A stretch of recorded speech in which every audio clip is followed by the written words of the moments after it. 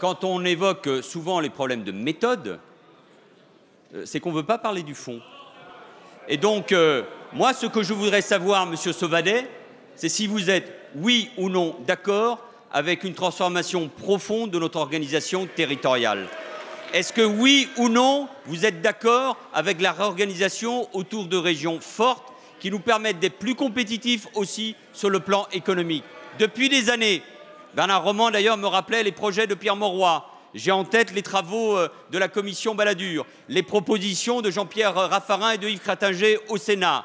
On parle, on discute, mais on n'avance pas. J'ai eu l'occasion, pour ce qui me concerne, de recevoir l'ensemble des associations d'élus. Le ministre de l'Intérieur, les ministres en charge de la décentralisation ont eu directement reçu des présidents de régions, discuté avec des parlementaires, discuté avec des présidents de groupes. Eh bien, le débat s'engage. Il va s'engager bientôt, dans quelques semaines, au Sénat et à l'Assemblée nationale. Un texte va être présenté sur la carte des régions en Conseil des ministres, en même temps que le texte concernant les compétences. Ce débat, il est indispensable, il est nécessaire, il va être présent dans votre Assemblée tout au long de l'année 2014, à la fois sur la carte des régions comme sur les compétences. Mais à force d'attendre, à force de nous expliquer qu'il faut des états généraux, à force de nous dire qu'il faut consulter, nous n'avançons pas. Eh bien, carte sur table, c'est le cas de le dire,